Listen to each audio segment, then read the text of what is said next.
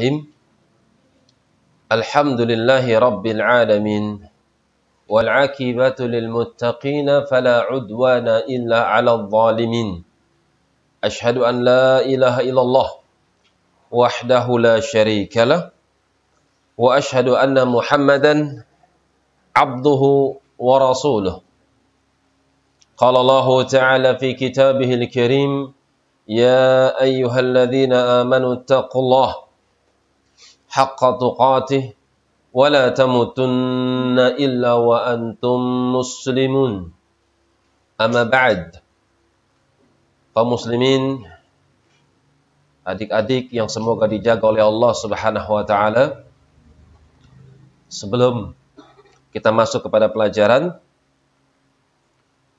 ada baiknya jika saya mengingatkan untuk saya pribadi dan juga buat teman-teman semua di sini untuk memperbanyak kualitas zikirnya di dalam mengingat Allah Subhanahu wa taala, sebagaimana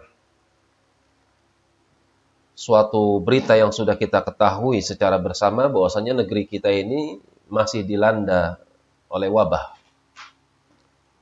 Hampir di setiap pelosok itu ada korbannya. Nabi SAW mengatakan la adwa, nggak ada penyakit menular. Hadis Bukhari, tidak ada penyakit menular. Maksudnya, kata Ibnu Hajar rahimahullahu taala, tidak ada penyakit menular dengan sendirinya. Penyakit menular itu ada, tapi yang ngatur itu juga ada. Jadi dia menular karena ada yang mengaturnya.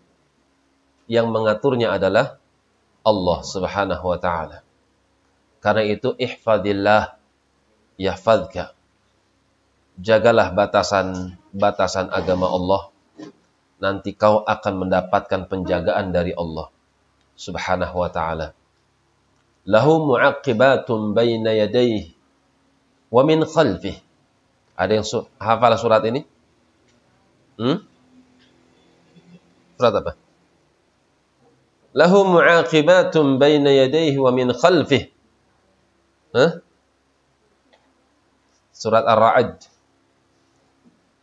Allah Subhanahu wa taala memiliki malaikat-malaikat yang silih berganti siang dan malam. Yang malaikat itu ada di depan hamba. Yang malaikat itu ada di belakang hamba. Lantas apa yang dilakukan malaikat tersebut? Yahfazunahu min amrillah. Malaikat itu menjaga manusia. Kenapa malaikat itu menjaga manusia? Min amrillah, dari perintah Allah. Jadi Allah yang memerintahkan. Jadi kalau antum melewati sesuatu misalnya ya, sesuatu tersebut mungkin malam-malam, kemudian di situ seperti ada lubang, antum mungkin bisa merasakan, jangan ke situ. Kayaknya nggak bagus di situ. Itu termasuk bisikan-bisikan malaikat dalam rangka menjaga antum atas perintah Allah Subhanahu wa taala. Kenapa kok bisa seperti itu? Karena antum menjaga batasan-batasan agama Allah, maka Allah pun akan menjaga antum. Karena itu perbaiki ya zikirnya, akhlak kita kepada Allah Subhanahu wa taala, zikir pagi, zikir petang, zikir selepas salat. Perbanyak mengingat Allah, nanti antum akan mendapatkan penjagaan khusus dari Allah Subhanahu wa taala, sehingga penyakit-penyakit pun tidak akan pernah bisa menyentuh antum dengan izin Allah Subhanahu wa ta'ala. Ini adalah musibah. Dan musibah yang melanda kepada manusia itu ada dua sifatnya. Satu, ujian. Dua, azab. Kalau di negeri kita Indonesia ini, azab atau ujian? Ujian? Azab? Kaidahnya mudah insya Allah. Mudah sekali. Perhatikan firman Allah.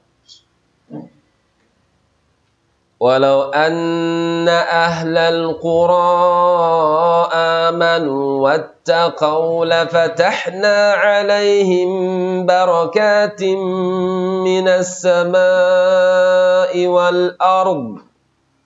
Seandainya penduduk negeri mereka mau beriman.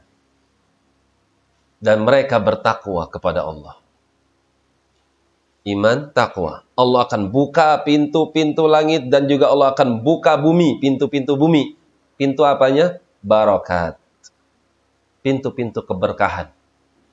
Berkah dari langit terbuka. Berkah dari bumi keluar. Apa sebabnya? Iman dan takwa. Akan tapi kata Allah, walakin kadzabu. Akan tapi penduduk negeri itu kebanyakannya mendustakan ayat-ayat Allah. Mendustakan apa yang dibawa oleh Rasul sallallahu alaihi wasallam.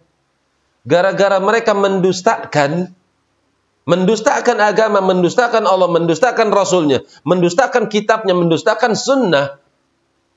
لَأَخَذْنَاهُمْ بِمَا كَانُوا يَكْسِبُونَ. Kami hukum mereka. Kami azab mereka, kami siksa mereka. Apa sebabnya? Bima kanu yaksibun. Disebabkan karena usaha perbuatan yang mereka kerjakan. Kaidahnya apa? Kalau dia mendustakan ayat Allah, mendustakan Rasul, berarti apa? Maksiat. Maka dia mendapatkan azab, hukuman.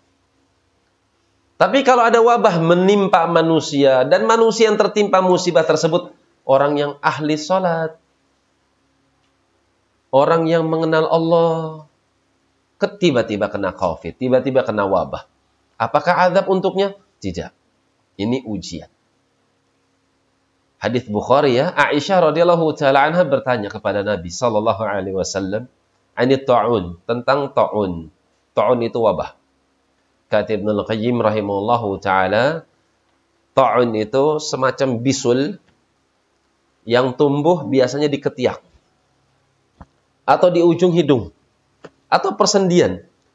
Tapi bisulnya ini nggak seperti bisul kebanyakan telur ya, bukan.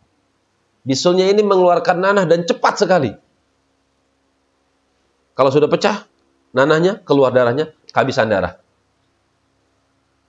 Mematikan. Itu ta'un. Dan sebagian para ulama memasukkan ta'un itu kepada setiap wabah yang sifatnya pandemi. Mewabah, merata. Ta'un. Aisyah bertanya tentang ta'un ini. Maka Nabi SAW menjawab, Qala kana adzaban. Wabah itu betul azab. Ba'athahu Allahu. Allah yang mengutusnya. Allah yang menimpakan azab tersebut. Ala man kana qablakum. Tapi azab itu diberikan kepada orang-orang sebelum kalian, hai kaum muslimin. Wa ja'alahu rahmatan lil mu'minin. Tapi kalau seandainya wabah ini menimpa seorang yang muslim, menimpa seorang yang beriman, orang yang ahli sujud, ahli ruku', ahli shalah, suka bersedekah, suka qiyam lail, orang yang suka dengan kebaikan, orang yang cinta kepada kebaikan-kebaikan, Allah takdirkan kena COVID, rahmatan. Itu kasih sayang. Kenapa kasih sayang? Karena orang yang mukmin kalau ketimpa musibah gimana? Ngamuk-ngamuk? Sabar. Sabar kan, Bu? Orang yang bersabar apa kata Allah? Ada yang hafal surat Az-Zumar? Innama yuwaffas sabirun. Hanya saja Allah akan membayar cash. Siapa yang dibayar? Sabirun, orang-orang yang bersabar. Apa bayarannya untuk orang yang bersabar? Bighairi hisab. Pahala tanpa batas. Orang kalau ketimpa musibah, sabar, dia akan mendapatkan pahala tanpa batas. Jadi itu kaidahnya. Apabila musibah menimpa seorang yang beriman, seorang muslim, maka namanya apa? Ujian. Tapi kalau musibah itu menimpa orang yang kafir, menimpa orang yang cinta kemaksiatan, orang yang sulit untuk melakukan ketaatan, dia kena musibah, itu namanya apa? Azab. Mudah kan? Naam. Sekarang kita lanjut kepada kitab apa? Kitab Tafsir Al-Jalalain. Apa artinya? Tafsir yang ditulis oleh dua orang yang bernama Jalaluddin.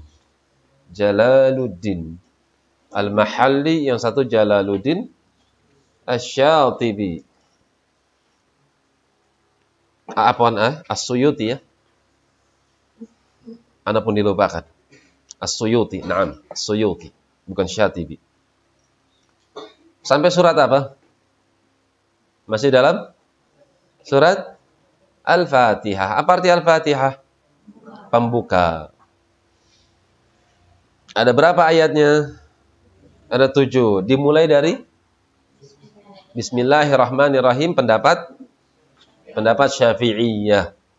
Adapun pendapat jumhurul ulama, ayat yang pertama itu Alhamdulillahirabbil alamin. Lantas ayat yang ke-7 mana?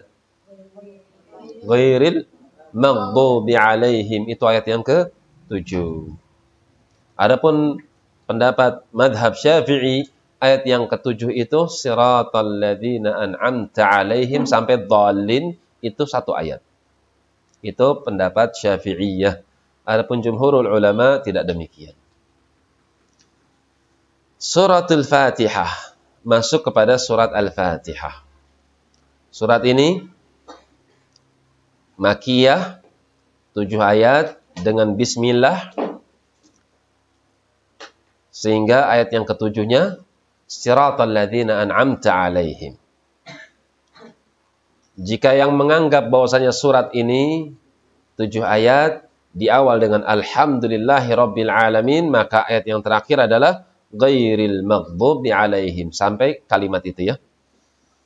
Wa yuqaddaru fi awwaliha qulu, sehingga di awalnya dikatakan qulu, ada takdir satu kalimat yang diperkirakan, yaitu kalimat hai, katakanlah olehmu. Liyakun ma qabla iyyaka na'bud munasiban, sehingga sebelum kata iyyaka na'bud itu lebih cocok bi kauniha min maqulul ibad, sehingga sisanya adalah ucapan manusia. Kita mulai ya. Bismillahirrahmanirrahim. Bismillahirrahmanirrahim. Taib, ada yang tahu apa sih keutamaan membaca bismillah? Satu, agar apa? Agar ilmunya berkah. Boleh, Masya Allah. Bukan hanya ilmu ya. Agar segala aktivitas yang dia lakukan, yang dia mengucapkan di awal aktivitas tersebut dengan ucapan bismillah, menjadi aktivitas yang berberkah. Bismillah naik sepeda, sepedanya berberkah. Bismillah naik mobil, perjalanannya berberkah. Itu yang diharapkan. Apa arti berkah? Luzumul khair. Kebaikannya terus nempel di situ. Kebaikannya terus ada pada sesuatu itu. Misalnya mobilnya berberkah, berarti mobilnya anteng, nggak rewel, nggak bentar-bentar kenalan sama montir, bentar-bentar kenalan lagi sama montir, mondar-mandir bengkel. Rumah berberkah, hujan nggak pernah bocor, kan gitu, nggak pernah rusak, merasa cukup, merasa nyaman orang yang tinggal di dalamnya, itu berberkah. Kebaikannya terus ada, bahkan mengalir. Itu namanya berkah. Orang yang mengawali ucapan atau orang yang mengawali aktivitasnya dengan ucapan bismillah, maka dia meminta berkah dengan menyebut nama Allah Subhanahu wa ta'ala. Apakah nama Allah berberkah? Dalil. Dalilnya apa?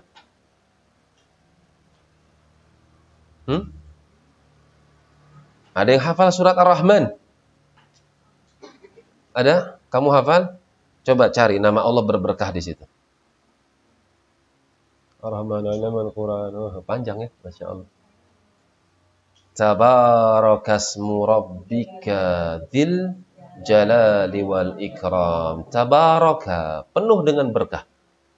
Apa yang penuh dengan berkah? Isma rabbika, nama Tuhanmu. Jadi nama Allah itu penuh dengan kebaikan. Penuh dengan kebaikan. Karena itu, kalau melakukan aktivitas, ucapkan Bismillah. Mau makan apa?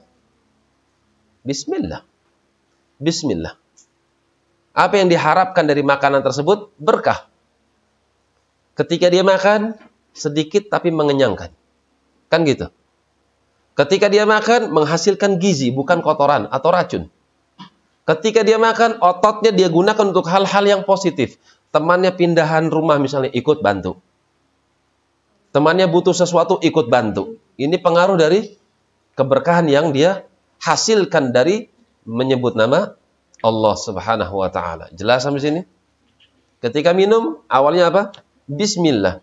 Dengan sebab minum tersebut, dengan sebab ucapan Bismillah di awal kali dia minum, maka dia akan menghasilkan energi. Energinya apa? Nggak gampang haus. Ketika nggak gampang haus, ada keinginan untuk membaca Al-Quran. Itu namanya berkah. Semangat untuk membaca Quran. Kenapa? Rasa dahaganya sudah hilang.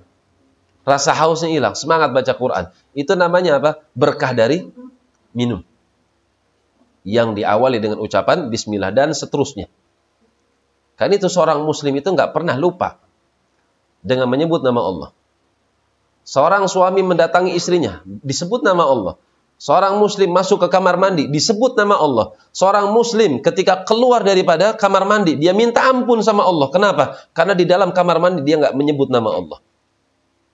Boleh nggak dzikir di dalam kamar mandi? Nggak boleh. Ketika keluar apa yang dia ucapkan? Ghufranaka, apa artinya? Aku minta ampun kepadamu. Padahal antum di kamar mandi nikmat atau enggak? Buang air kecil nikmat nggak? Nikmat, Masya Allah. Coba antum nggak bisa pipis. Antum buang air besar, Masya Allah, nikmat itu. Meskipun aromanya nggak sedap, tapi nikmat. Kan gitu. Harusnya ketika mendapatkan nikmat, ucapannya apa? Alhamdulillah. Tapi kenapa keluar kamar mandi antum ucapkan Ghufranak? Antum bisa lihat setan. Karena antum lalai dari zikrullah. Kapan? Ketika di kamar mandi. Boleh nyebut nama Allah di situ? Kan nggak boleh. Kan itu antum minta ampun, ya Allah, lalai. Di mana lalainya? Di kamar mandi. Selalu mengingat Allah. Kalau antum banyak mengingat Allah, antum akan mendapatkan sesuatu yang sangat istimewa. Apa sesuatu yang istimewa tersebut? Taufik dari Allah. Ya ayyuhalladzina amanu dzkurullaha dzikran katsira wasabbihuhu bukratan wa asila walladzi yusalli 'alaikum wa malaikatuhu liyukhrijakum minadh dhulumati ilan nur wa kana bil mu'minina rahima tahiyyatuhum yawma yalqawnahu salam. 3 ya, minimal 3. Ada lagi yang 4. Wa'adda lahum maghfiratan wa ajran 'azima. 5. Hai segenap orang-orang yang beriman, perbanyaklah oleh kalian mengingat Allah. Kenapa memangnya? Disebutkan dulu ya, khusus pada waktu pagi dan petang. Kalau antum banyak mengingat Allah, 1, Allah akan bersolawat sama antum. Apa artinya Allah bersolawat kepada antum? Kata Bukhari rahimahullahu ta'ala, beliau menukil dari Imam Abul Aliyah. Abul Aliyah itu namanya siapa? Rufai' ibn Mihran.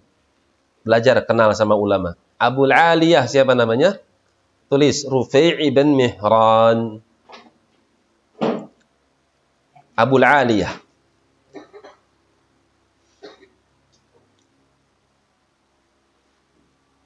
Beliau ini pada zaman Nabi sudah masuk Islam atau sudah hidup ya.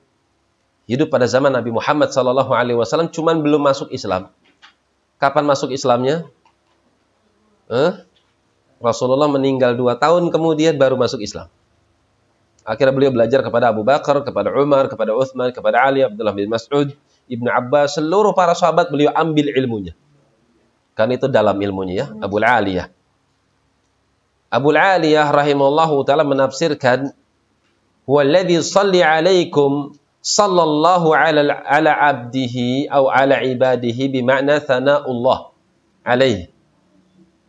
Allah bersolawat untuk hamba, itu artinya Allah memuji nama hamba tersebut di sisi para malaikat pemikul arsy. Jika Allah memuji antum, bersolawat kepada antum, artinya antum disebut namanya.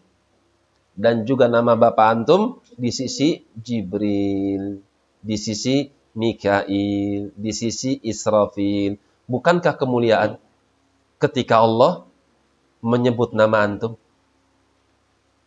Kenapa Allah menyebut nama hamba ini? Karena hamba ini banyak mengingat Allah. Kemudian yang kedua, dan para malaikat pun mengeluarkan orang yang banyak mengingat Allah dari kegelapan menuju cahaya. Ini yang kedua. Mengeluarkan manusia dari kegelapan menuju cahaya. Kegelapan itu apa? Kezaliman. Menuju keadilan. Kegelapan itu adalah kebodohan. Menuju ilmu. Kegelapan itu adalah kemaksiatan. Menuju ketaatan. Apa sebabnya? Dia banyak mengingat Allah. Gara-gara banyak mengingat Allah, yang bodoh dijadikan cerdas.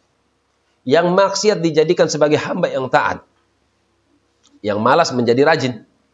Yang jauh dari nilai-nilai kebaikan menjadi orang yang semangat untuk kebaikan. Apa sebabnya? Dzikrullah. Kemudian Allah umumkan, Allah itu sayang sama orang-orang yang beriman. Dan masih ada lagi bagi mereka orang-orang yang banyak mengingat Allah. Apa bagian untuk mereka? Tahiyyatuhum yawma yalqawnahu salam. Adalah salam penghormatan dari Allah untuk mereka orang-orang yang banyak mengingat Allah dengan ucapan salam. Perhatikan ya. Allah mengucapkan salam. Ini kehormatan yang sangat luar biasa. Kehormatan yang tidak bisa dilukiskan. Ketika yang Maha Pencipta, yang menguasai alam semesta, dia mengucapkan salam kepada hambanya. Ini keistimewaan yang nggak bisa dilukiskan. Betapa indahnya perasaan yang dirasakan oleh hamba yang mendapatkan ucapan salam dari yang Maha memberikan keselamatan. Assalam. Ini yang ketiga. Yang keempat, wa'adda lahum maghfiratan wa ajran 'azima. Allah sudah menyiapkan bagi orang-orang ini ampunan. Wa ajran 'aziman. Yang kelima, pahala yang amat besar. Ditafsirkan sama para ulama, surga. Kan itu banyak mengingat Allah. Ini ucapan apa? Bismillah. Kenapa kita harus mengucapkan bismillah di awal urusan kita, di awal aktivitas kita? Karena kita meminta berkah dengan menyebut nama Allah. Satu. Yang kedua, kenapa kok kita mengucapkan bismillah? Satu, minta berkah dengan menyebut nama Allah. Yang kedua, meminta pertolongan. Meminta pertolongan dengan menyebut nama Allah Subhanahu wa ta'ala. Kita minta pertolongan. Bismillah. Jadi kalau antum belajar, antum mengisi tes ulangan misalnya ya, di awal kalimat antum atau di awal aktivitas antum ucapkan bismillah, seolah-olah ya Allah, aku mengucapkan namamu ya Allah fi hadzal ikhtibar. Di dalam ujian ini. Apa maksudnya? Ya Allah, minta tolong. Nyupir bismillah. Ya Allah, minta tolong ya Allah, sampaikan kepada tujuan. Minta keselamatan. Segala sesuatu yang antum ucapkan bismillah di sana, di sisi mereka orang-orang Arab, ada sesuatu dari kalimat yang disembunyikan, yang kalimat tersebut adalah kata kerja. Tergantung dengan orang yang mengucapkannya. Orang yang mengucapkannya sedang menulis berarti bismillahi aktub. Dengan menyebut nama engkau ya Allah, aku nulis ya Allah. Misalnya dia berkendara. Bismillahi. Itu di sisi mereka orang Arab ada kata yang disembunyikan di situ. Yang mereka sudah paham semua. Artinya bismillahi arkab. Dengan menyebut nama engkau ya Allah, aku menunggang. Apa naik pesawat, apa naik kapal. Ketika dia mengucapkan bismillah, maka dia minta pertolongan agar diberikan kemudahan di dalam urusannya. Sampai kepada tujuan dan seterusnya. Jelas ya? Ini yang kedua. Kalau misalnya nulis diawali dengan bismillah, baru kita ngikutin Al-Quran. Atau kita ngikutin sunnah. Kalau terikat dengan tulisan. Kenapa tulisan harus diawali dengan bismillah? Satu, ngikutin Quran. Quran kan semua bismillah. Bismillah, diawali dengan bismillah. Yang kedua, mengikuti sunnah Muhammad SAW. Karena tidaklah beliau menulis sesuatu kecuali diawali dengan Bismillahirrahmanirrahim ila Mauqukis Malikil Misr. Kepada Raja Mesir, Mauqukis. Bismillahirrahmanirrahim. Kemudian yang terakhir, kenapa kita harus mengucapkan bismillah di awal urusan kita? Tanbih. Peringatan. Kenapa peringatan? Peringatan dari apa? Peringatan untuk bertakwa kepada Allah Subhanahu wa taala. Misalnya santri pulang di rumah. Di pondok nggak ada santri main HP. Ya nggak? Ada nggak santri main HP di pondok? Nggak ada. Kalau di rumah? Banyak. Hampir rata-rata megang HP. Ketika dia megang HP, dia buka bismillah. Dia diingatkan, kalau kau sudah mengucapkan nama Allah di awal perbuatanmu main HP, hati-hati, telunjukmu akan ditanya. Apa yang kau buka? Situs apa yang kau buka? Itu diingatkan dengan lisan antum, bismillah. Hati-hati, apakah layak bagimu untuk membuka sesuatu yang haram? Kau gunakan dengan kalimat bismillah, ternyata yang kau buka adalah hal yang haram. Dia cari yang haram, dia cari yang haram. Padahal diawali dengan apa? Bismillah. Nggak mungkin bismillah nonton tinju misalnya. Bismillah nontonnya hal-hal yang na'udzubillah, hal-hal yang maksiat. Nggak mungkin. Jelas ya? Jadi ada tanbih. Ada peringatan di situ.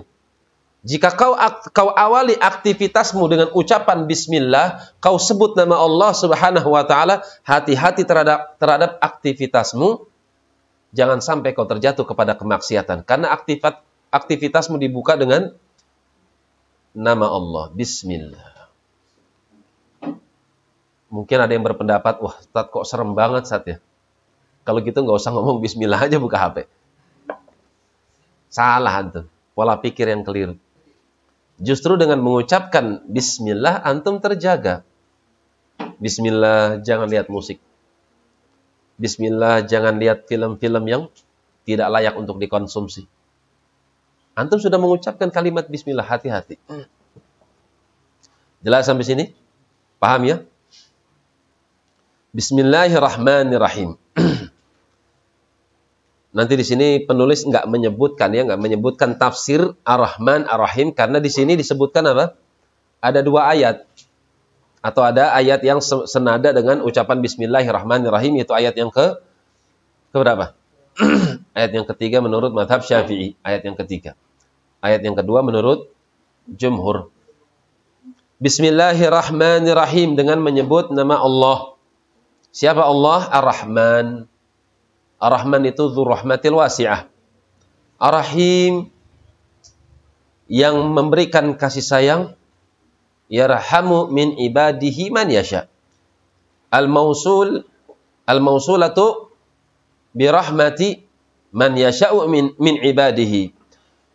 Ar-Rahman itu ungkapan dari sifat. Apa artinya?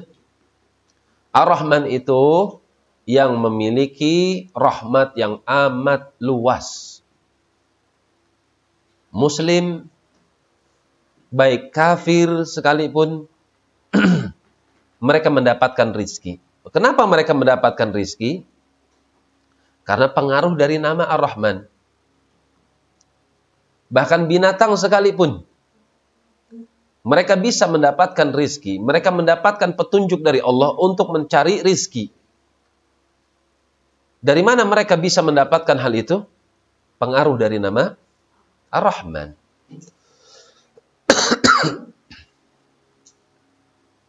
Adapun Ar-Rahim. Kalau tadi Ar-Rahman itu ungkapan dari sifat, adapun Ar-Rahim itu ungkapan dari perbuatan Allah. Apa maksudnya ungkapan dari perbuatan Allah?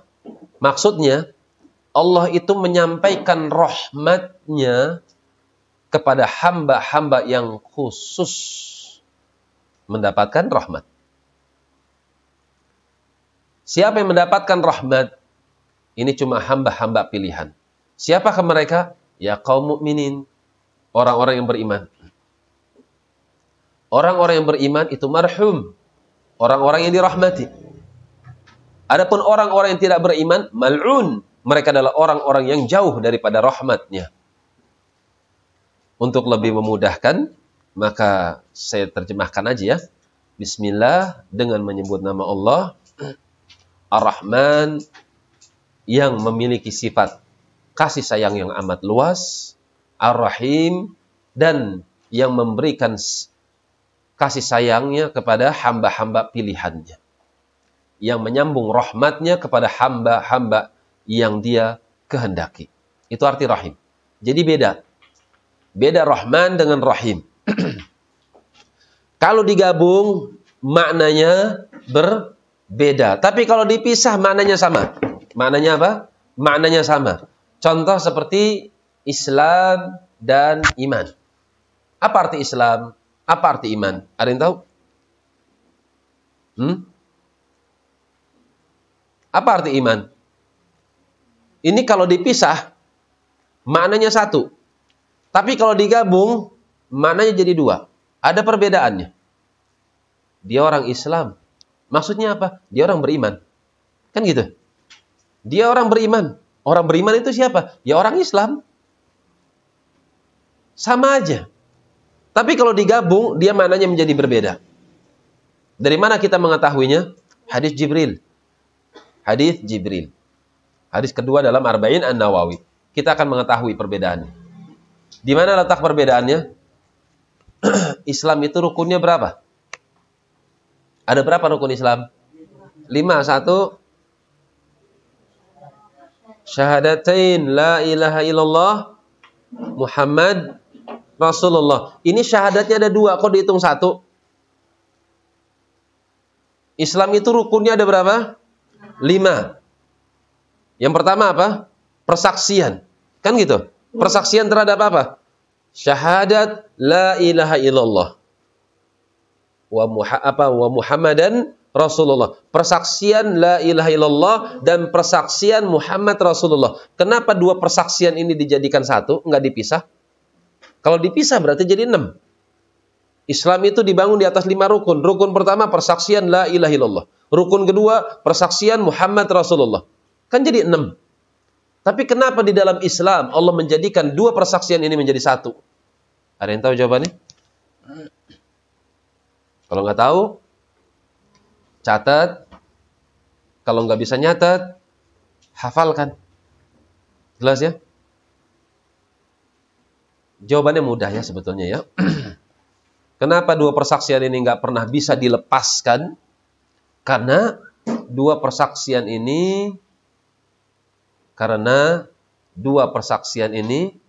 adalah syarat mutlak. Syarat mutlak diterimanya ibadah. Gampang kan dihafal?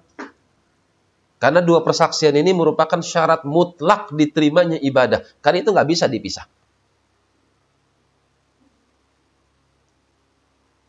Siapa yang beribadah dengan ikhlas tapi tidak mau mengikuti Muhammad, diterima nggak? Tidak diterima. Contoh apa? Salat. Salat perintah Allah? Iya, perintah Allah.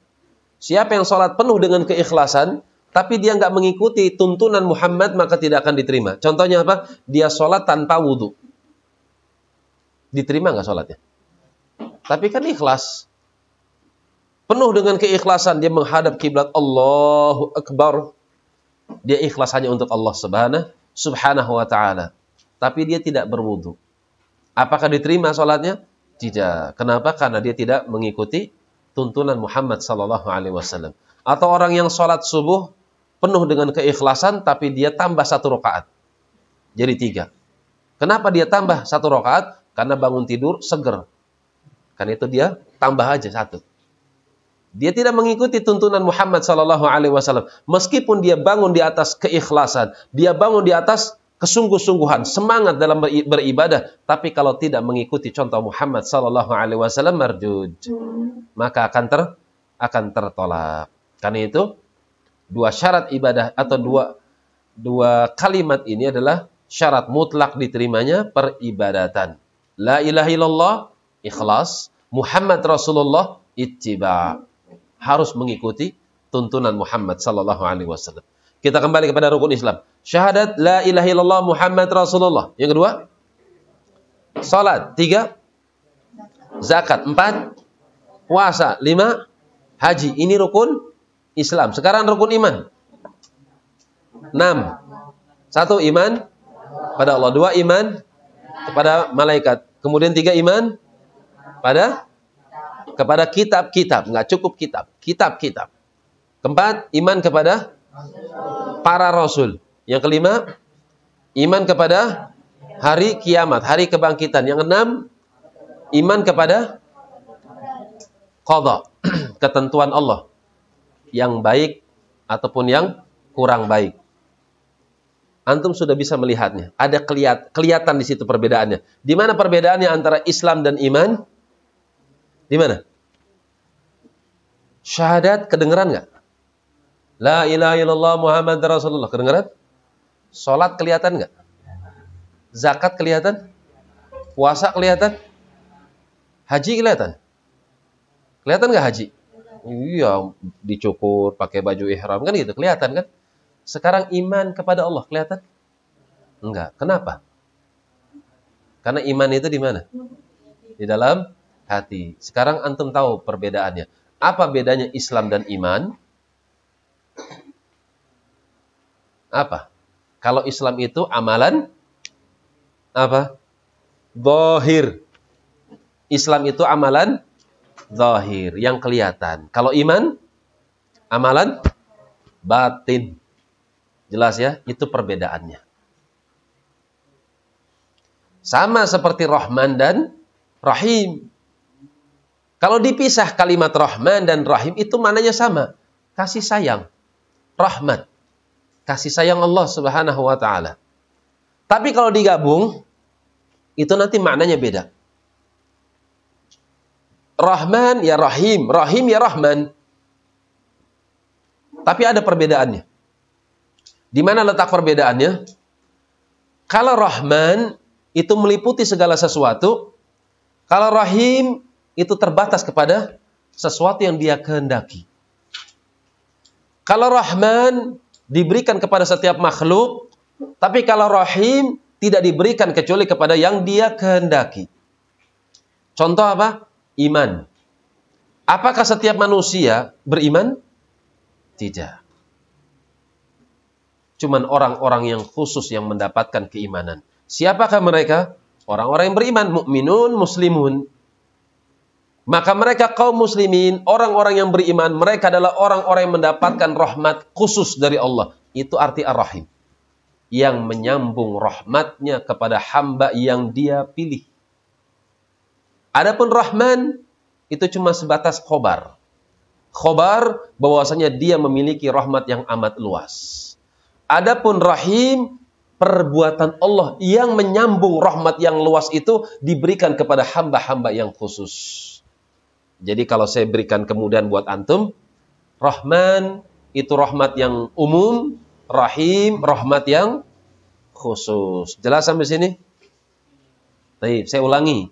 Bismillahirrahmanirrahim. Dengan menyebut nama Allah. Ar-Rahman, apa arti Ar-Rahman? Yang maha pengasih. Ar-Rahim, yang maha penyayang. Di mana letak perbedaannya? Kalau Rahman, rahmat yang umum. Kalau Rahim, rahmat yang apa? Khusus. Udah itu aja dulu. Jelas ya? Sekarang kita masuk kepada ayat yang pertama. Menurut jumhur. Adapun menurut madhab Syafi'iyah, ayat yang kedua. Apa yang pertama? Atau bunyi ayatnya? Alhamdulillahi. Kata beliau, jumlatun khabariyatun qusida bihi thana'u 'ala Allah bimadmuniha min annahu ta'ala maliku li jami'il hamdi minal khalqi aw mustahiq li an yahmaduhu. Sekarang alhamdulillah. Ini kalimat yang menunjukkan pengkabaran. Maksudnya dari kalimat ini adalah pujian untuk diri Allah. Adapun kandungan dari kalimat tersebut bahwasanya Allah Subhanahu wa taala dia adalah raja.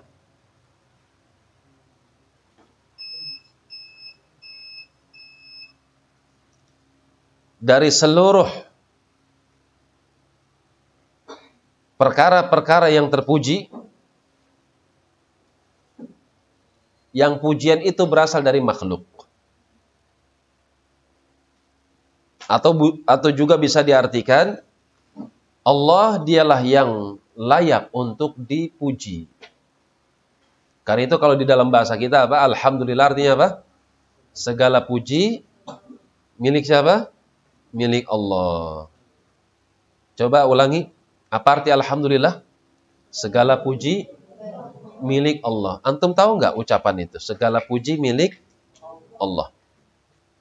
Jadi pujian-pujian itu milik siapa? Allah Subhanahu wa taala. Antum punya bacaan bagus. Masya Allah bacaannya seperti Husari misalnya. Masya Allah bacaan seperti Imam Masjid Al-Haram, Sudais misalnya. Kemudian dikatakan sama seseorang, Masya Allah ya bacaan antum bagus. Boleh nggak antum bangga? Hah? Boleh, Masya Allah. Iya saya. Gitu. Jadi kalau ada pujian-pujian dari manusia, ucapkan apa? Alhamdulillah. Apa artinya? Segala puji itu buat Allah, bukan buat antum. Paham sekarang? Masya Allah ya anak antum bagus-bagus, yang putri cantik-cantik. Jangan GR. Antum segera ucapkan apa? Alhamdulillah. Yang layak dipuji bukan saya. Allah lah yang layak untuk dipuji. Kalimat alhamdulillah itu mengingatkan kita untuk ikhlas. Jelas sampai sini? Mengingatkan kita untuk ikhlas. Tulisan kamu bagus, alhamdulillah. Ingatkan diri antum dengan kalimat itu. Segala puji milik Allah, bukan milik saya. Saya bisa nulis bagus itu karena Allah yang menentukannya. Kemudian apa lagi? Masya Allah, antum itu bacanya bagus. Katakan, alhamdulillah, antum gak layak dipuji. Suara itu berasal dari apa?